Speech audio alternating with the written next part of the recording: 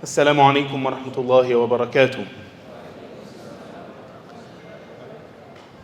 You have heard more able speakers precede me from the prophetic and divine formula for increasing rizq and blessing in one's life, and highlighting the importance of why we are here. Now, if we look today around the world, we see very troubling trends and phenomena. We see poverty not just afflicting communities or neighborhoods, but poverty afflicting entire nations.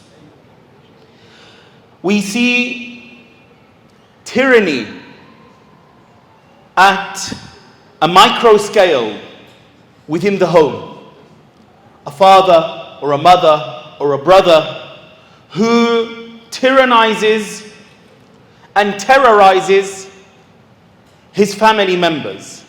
And we see such tyranny on a national, rather on a global scale, where one country can terrorize not another country, but an entire continent or continents. We see the wealth not of individuals being stolen from their pockets only, but the wealth of entire nations being stripped and usurped from the rightful owners. Today, we see a moral decay where there is glorification of lying, cheating, deceit, that the honest is disbelieved, and the dishonest, whom people know is dishonest, is believed somehow. Nudity has become modesty. Modesty has become archaic and has become backwards and prehistoric, or from the dark ages. Today, knowledge is not appreciated. Wisdom is rejected, and humor, jest, and time wasting is pursued. Today, the sages are not celebrated, but sportsmen and women, singers, actors, and so-called content creators are elevated. Today, religion is considered to be takhalluf, ignorance, and rejection of Allah is considered enlightenment. Today, the ummah is fractured. From the home to the country, to borders between nations, they war with one another, they dispute with one another, and they will shed the blood of one another too.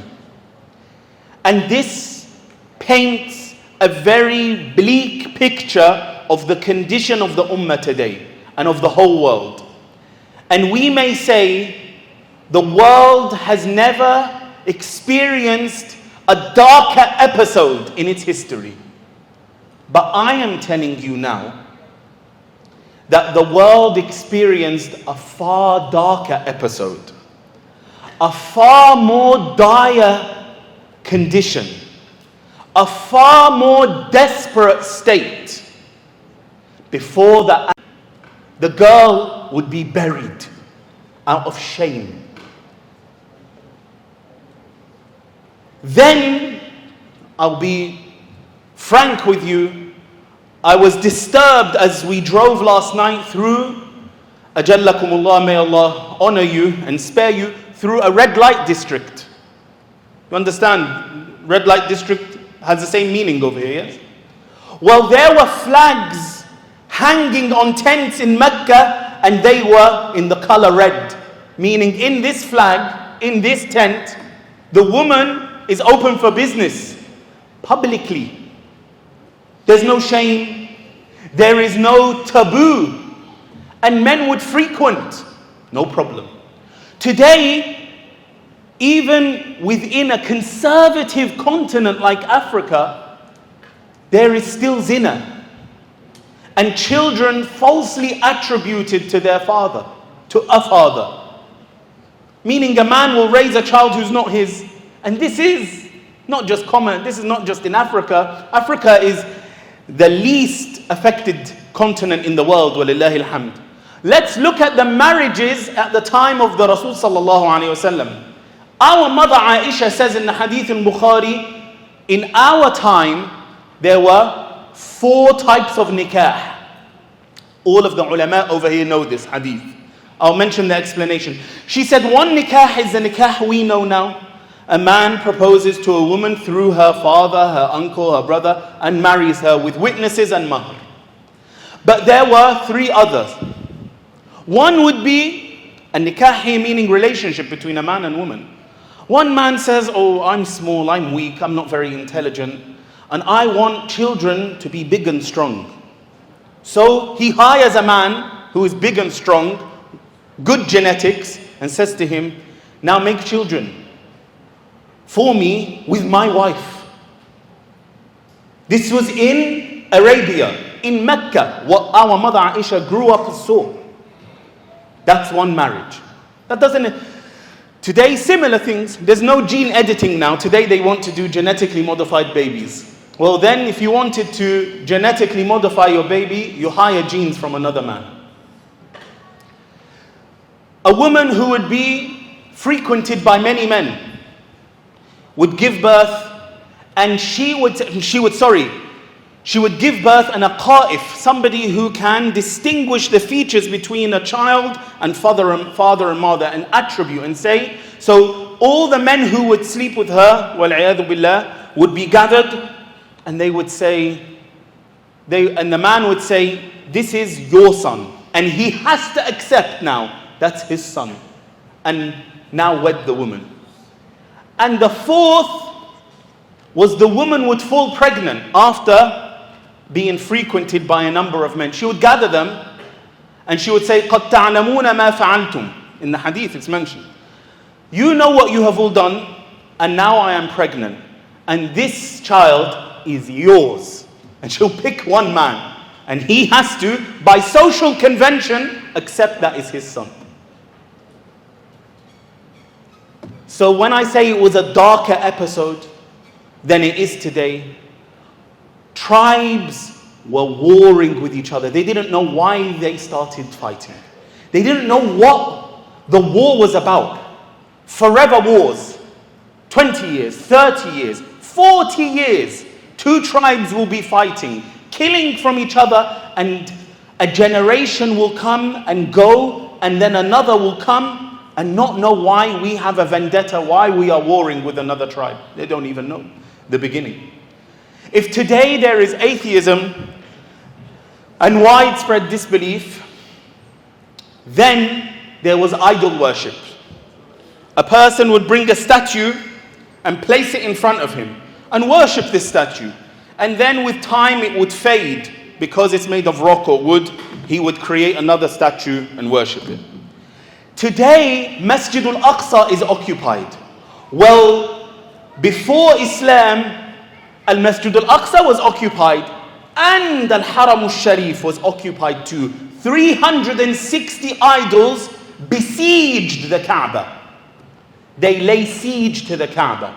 They in fact invaded the Kaaba because in the Kaaba they placed idols.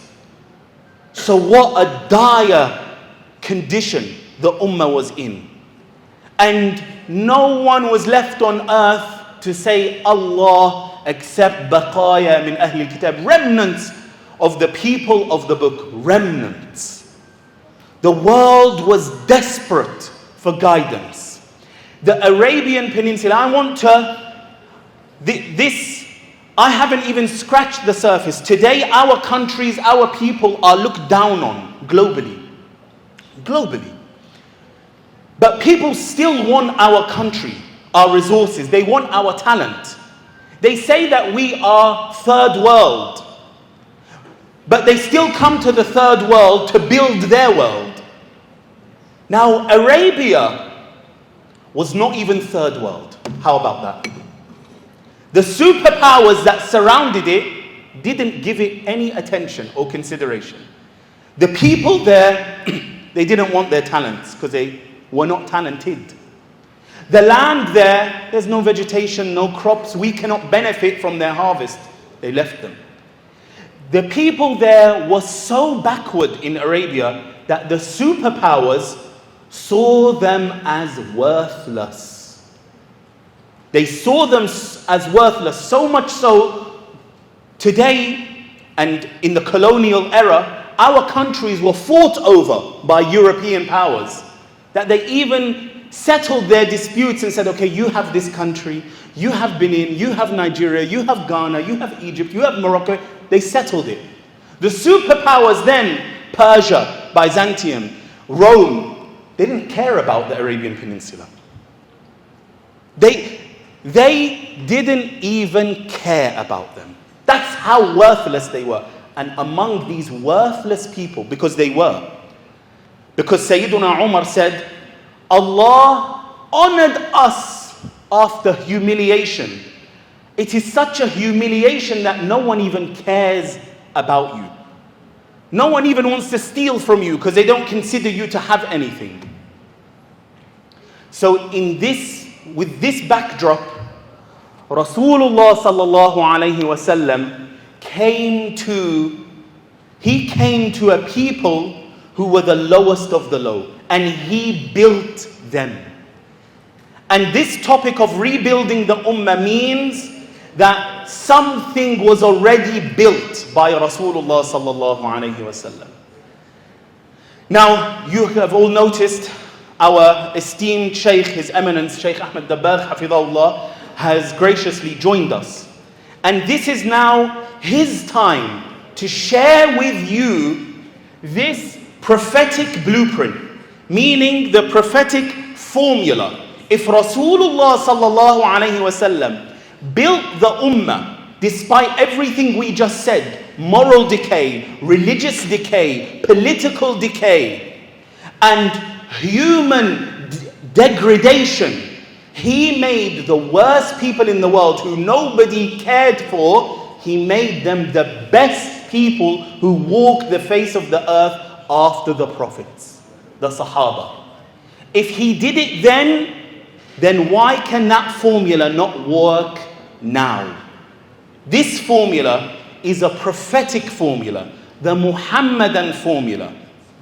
It is not the conjuring up of an intellectual or a thinker, but rather the inheritance of Rasulullah passed down generation after generation, and it is in the custody today and to be shared to you by an inheritor, Sayyiduna and Shaykhuna Ahmed al-Dabbagh, Hafidahullah wa radiyallahu ta'ala anhu. So I invite everyone to pay close attention to the talk right now.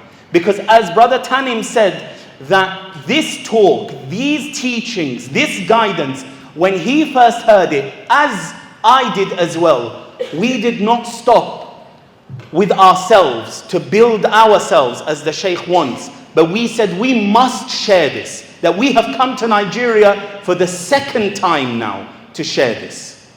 So I invite my Sheikh and my teacher and my guide to share with us this guidance. فليتفضل مشكورا جزاه الله خيرا والسلام عليكم ورحمة الله وبركاته.